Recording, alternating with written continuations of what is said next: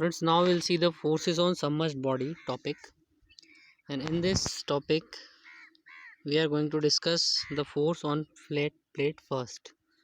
So अगर कोई flat plate अगर हम फ्लूइड में सबमर्ज करते हैं, ठीक है, सपोज ये कोई प्लेट है, ठीक है, इसमें कितना फोर्स एक्सपीरियंस करेगी ये प्लेट अगर ये फ्लूइड में डूबी हुई है तो, है ना। अगर ये ऐसी इंक्लाइंड है या फिर ये प्लेट ऐसी वर्टिकल है या ऐसी हॉरिजॉन्टल है, इन अलग अलग केसेस में ये कितना फोर्स एक्सपीरियंस करेगी, कितना फ्लूइड इसके ऊपर फोर्स लगाने वाला है वो देखेंगे। और जो नेट फोर्स है, ठीक है, वो किस पॉइंट पे एक्ट करेगा वो भी हम लोग देखेंगे इसमें, ठीक है। सो यहाँ पे एक डायग्राम दिया हुआ है बहुत क्लियरली, है ना। इस डायग्राम को पहले हम लोग समझते हैं कि ये क्या एक्सप्लेन कर रहा है हमें। देखिए, here we have a plate, एक प्लेट है हमारे पास, ठीक है। इस प्लेट का जो सी जी है ना, ये पॉइंट जो है यहाँ पे सी जी बता रहा है हमें कि एक पॉइंट दिख रहा है ना। तो ये फ्री सरफेस से ये सी जी की डिस्टेंस क्या है, एच डैश है, ठीक है। और यहाँ पे ये इंक्लाइंड जो वर्टिकल डिस्टेंस है एच डैश है, और ये जो है ना इंक्लाइंड डिस्टेंस है वो कितनी है फ्री सरफेस से, ये है हमारी वाई बार, ठीक है। एच बार या बाय बार बोल सकते हैं इसको, ठीक है। ये इसके ऊपर बार लगाना था, है ना, तो बाय मिस्टेक इसके ऊपर, ठीक है। सो वो छूट गया है, सो यहाँ पे बार लगा देते हैं हम, ठीक है। एंड अगर हम लोग इसका डेरिवेशन देखें कि कितना फोर्स एक्सपीरियंस करेगा, तो हमने जनरली देखा है कि हम क्या करते हैं, इंटीग्रेट करते हैं कोई भी एक छोटा सा स्ट्रिप लेकर। तो इस प्लेट में हम लोग यहाँ पे सपोज एच डिस्टेंस में कोई ऐसे पार्ट यहाँ पे मान लेते हैं, ठीक है, जिसका एरिया कितना है, डी ए है, ठीक है। एरिया कितना है इसका, डी ए है, ठीक है। सो अभी हम लोग देखते हैं कि ये प्लेट किस डिग्री पे इंक्लाइंड है, ये inclined at some degree theta, ठीक है। अगर ये कोई थीटा डिग्री पे इंक्लाइंड है हमारी प्लेट, ठीक है। सो अब हम ट्रिग्नोमेट्री का यूज़ करें तो एच अपॉन वाई जो होगा, है ना, एच अपॉन वाई क्या होगा, साइन थीटा, ठीक है। या फिर H bar upon Y bar भी क्या होगा, साइन थीटा ही होगा, ठीक है। So H is equals to क्या हो जाएगा, वाई साइन थीटा, और H bar is equals to क्या हो जाएगा, वाई बार साइन थीटा। तो ये ट्रिग्नोमेट्रिक एक्सप्रेशंस की हेल्प से हमने ये चीज़ यहाँ पे समझी, ठीक है। तो अब हम बात करते हैं कि भाई हमें क्या निकालना है, फोर्स निकालना है, ठीक है। हमने क्या किया, एक एलिमेंट यहाँ पे ऐसे कंसिडर कर लिया, ठीक है, जिसका एरिया डी ए है। तो फोर्स क्या हो जाएगा, प्रेशर इनटू एरिया होता है, तो पी फोर्स लग रहा है, और एरिया हमारा कितना है उस स्ट्रिप का, डी ए है, ठीक है। सो अब हमें निकालना है, मान लीजिए कि टोटल नेट फोर्स कितना लग रहा है, तो हम क्या करेंगे, इस डी एफ को इंटीग्रेट कर देंगे, ठीक है, इंटीग्रेट कर देंगे, है ना। सो ऑन इंटीग्रेशन पहले तो हम पी की यहाँ पे वैल्यू पुट कर देते, पी इज इक्वल्स टू हमारा रो जी एच होता है, और ये जो डी ए है, ठीक है, ये डी ए के डी ए आ गया हमारा, और एच की जगह पे हमने क्या पुट कर दिया, यहाँ से एच की जगह पे हमें क्या मिला था, Y sine theta, H is equals to, तो एच की जगह हमने यहाँ पे वाई साइन थीटा पुट कर दिया फ्रेंड्स, ठीक है। तो after putting this value, if we want to calculate the force, then we have to integrate this equation, ठीक है। तो यहाँ पे ये डी एफ की जगह एफ आ जाएगा, और ये क्या आता है ये हम देखते हैं ना, विल सी। सो अब देखिए ऑन इंटीग्रेशन हमारे पास क्या आ रहा है, आफ्टर इंटीग्रेशन हमारे पास जो टर्म आ रही है ना, ये कुछ इंटीग्रेट करने पे कुछ ऐसी इक्वेशन हम लिख देंगे, rho ji sine theta integration of Y D A. अब यहाँ पे हमारे पास ये तो कांस्टेंट है, ठीक है, वेरिएबल क्या है, integration of Y D A. अब integration of Y D A जो होता है ये हमारा होता है फर्स्ट मोमेंट ऑफ एरिया, है ना, this is also known as first moment of area. और फर्स्ट मोमेंट ऑफ एरिया को हम लोग क्या लिखते हैं, ए बाय बार, क्या लिखते हैं हम इसे, ए वाई बार लिखते हैं। तो हम इसे integration of Y D A को हम ए वाई बार लिख देंगे यहाँ पर, ठीक।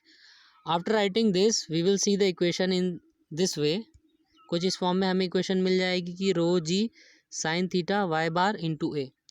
तो यहाँ पे अभी हमने देखा था कि A Y bar sine theta क्या है हमारा, एच बार है। ये देखिए यहाँ पे हमने देखा था वाई बार साइन थीटा क्या है हमारा, एच बार। तो यहाँ पे हम क्या रख देंगे इसकी जगह पे, वाई बार साइन थीटा के जगह पे इसकी प्लेस पे एच बार रख देंगे। तो हमारे फोर्स की इक्वेशन क्या आ गई, रो जी ए एच बार, ठीक है। Will get the final equation for the force on submerged body, submerged flat plate is rho g A h bar, ठीक है। सो यहाँ पे जो रो जी ए तो क्या हो गया, रो क्या हो गया, रो क्या हो गया, डेंसिटी ऑफ फ्लूइड हो गई, जी क्या हो गई, acceleration due to gravity, area क्या हो गया, जो भी प्लेट है, सपोज हमारे पास कोई ऐसी प्लेट है ना, इसे एरिया के बारे में बताता हूँ और एच बार के बारे में आप लोग को डिटेल में समझाता हूँ, है ना। तो रो तो डेंसिटी हो गई फ्लूइड की, जी क्या हो गई acceleration due to gravity, A h बार देखते हैं हम। सपोज मान लीजिए ये प्लेट हमारे पास कोई रेक्टेंगुलर प्लेट होती, ठीक है, ये प्लेट हमारी कोई रेक्टेंगुलर प्लेट होती है ना, ये इसका साइड व्यू कुछ ऐसा दिखेगा, है ना। और इसको हम देखेंगे प्लेट को, तो प्लेट हमें एक्चुअल में कुछ ऐसी रहेगी हमारे पास, ठीक है। अगर हम इसको कि इसका फ्रंट व्यू या इसका बैक व्यू देखेंगे तो, ठीक है। तो अगर ये प्लेट का, है ना, डायमेंशन क्या है, बी है और डी है मान लीजिए, ठीक है, विड्थ बी है और डेप्थ इसकी डी है, तो एरिया क्या हो जाएगा इसका, एरिया जो हो जाएगा बी इंटू डी हो जाएगा, ठीक है, ये इसका एरिया हो जाएगा।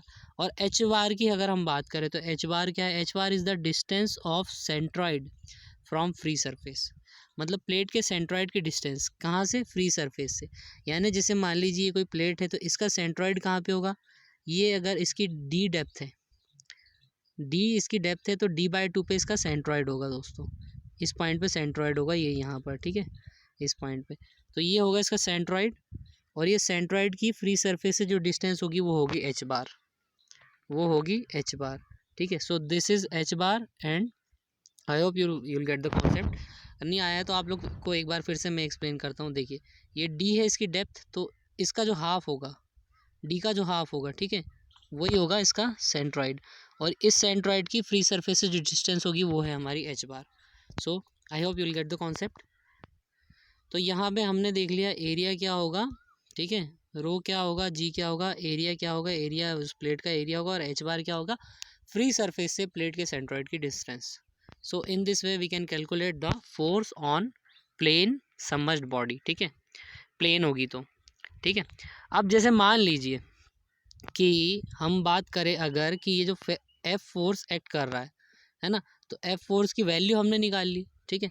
अब इस प्लेट में ये टोटल एफ जो फोर्स एक्ट कर रहा है ये किस पॉइंट पे एक्ट कर रहा है, अगर हमें वो निकालना है तो, ठीक है, तो उसे हम क्या बोलते हैं, location of centre of pressure, ठीक है, जिस पॉइंट पे एक्ट करता है उसे हम किससे डिनोट करते हैं, एच स्टार से। और एच स्टार का फॉर्मूला क्या होता है, एच स्टार का फॉर्मूला होता है I g sine square upon A h bar plus h bar, ठीक है, या फिर you can read it the way you want, h bar plus I g sine square theta upon A h bar, ठीक है। तो ये क्या होता है, सेंटर ऑफ प्रेशर का फॉर्मूला होता है, ठीक है, कि मतलब किस पॉइंट पे नेट फोर्स जो है हमारा एक्ट कर रहा है, ठीक है। सपोज क्या लग रहा है यहाँ पे भी कुछ फोर्स एग्जर्ट हो रहा है ना, हर जगह फोर्स एग्जर्ट हो रहा है, तो जो नेट फोर्स एक रिजल्टेंट फोर्स है वो किस पॉइंट पे एक्ट करेगा, एक किसी पर्टिकुलर पॉइंट पे एक्ट करेगा, जिस पॉइंट पे ये एक्ट करता है उस पॉइंट को हम लोग क्या बोलते हैं, सेंटर ऑफ प्रेशर, ठीक है। सो दिस इज़ ऑल अबाउट, हमारा डेरिवेशन पार्ट कंप्लीट हो गया। अगर हम बात करें कि भाई अगर ये प्लेट हमारी वर्टिकल होती है, ठीक है, या हॉरिजॉन्टल होती है, इंक्लाइंड में तो अभी हमने समझ लिया कि थीटा डिग्री का कॉन्सेप्ट इन्वॉल्व रहेगा वहाँ पे, है ना। तो सेंटर ऑफ प्रेशर के साथ क्या क्या वेरिएशन होने वाला है, ठीक है, अगर हमारी प्लेट वर्टिकल है तो, ऐसी है तो, एंड ऐसी है तो।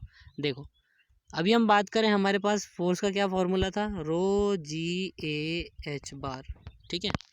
तो एरिया रो डेंसिटी तो कांस्टेंट है, डेंसिटी तो कांस्टेंट है, जी भी कांस्टेंट है, एरिया तो क्या होगा, बी इंटू डी होगा, है ना। एच बार की अगर हम बात करें तो देखो प्लेट अगर ऐसी वर्टिकल है, वर्टिकल में जो एच बार है, जो सेंट्रॉइड है उसकी फ्री सरफेस से जो डिस्टेंस होगी वो ऐसी होगी। अगर प्लेट हमारी इंक्लाइंड हो जाती है उसी पॉइंट के अबाउट, है ना, तो भी एच बार क्या होगा, सेम ही होगा, क्योंकि सेंट्रॉइड से फ्री सरफेस की डिस्टेंस सेम होगी। अगर हम बात करें कि प्लेट ऐसी पूरी टर्न हो जाती है ना, हॉरिजॉन्टल हो जाती है, तो भी सेंट्रॉइड से फ्री सरफेस की डिस्टेंस क्या होगी, सेम होगी, तो H bar will be the same. अब हम बात करते हैं सेंटर ऑफ प्रेशर की, कि इस केस में, इस केस में और इस केस में सेंटर ऑफ प्रेशर कैसे वेरी करेगा। तो इस केस में तो हमने सेंटर ऑफ प्रेशर देख लिया है, क्या होता है, I g sine square theta at some angle theta, ठीक है, I g sine square theta upon A h bar plus h bar, ठीक है। अब जब हमारा थीटा 90 डिग्री हो जाए, थीटा 90 डिग्री हो जाए तो साइन स्क्वायर थीटा की जगह हम क्या रख देंगे, साइन 90 रख देंगे। और जैसे हम साइन 90 रखेंगे, है ना, तो साइन 90 की वैल्यू कितनी होती है, 1 होती है, तो क्या आ जाएगा, ये I g A h bar plus h bar, ऐसा आ जाएगा। तो यानी कि एच बार से थोड़ा ज़्यादा ही आएगी वैल्यू सेंटर ऑफ प्रेशर की, यानी ये कुछ नीचे ही लाई करेगा, जो एच स्टार है, ठीक है, वो एच बार के नीचे लाई करेगा, ठीक, क्योंकि एच बार में कुछ ऐड हो रहा है ना, ये एच बार है प्योर और इसमें कुछ ऐड हो रहा है, तो वो तो एच बार से ज़्यादा ही आएगा ना, ठीक है। और अगर हम बात करें भाई कि अगर प्लेट ऐसी हो जाएगी तो ये इस केस में थीटा क्या हो जाएगा, थीटा क्या हो जाएगा 0 डिग्री। अब साइन 0 क्या होता है, 0 होता है, तो ये पूरी टर्म क्या हो गई 0 हो गई और हमारे पास क्या बचा एच बार बस बचा।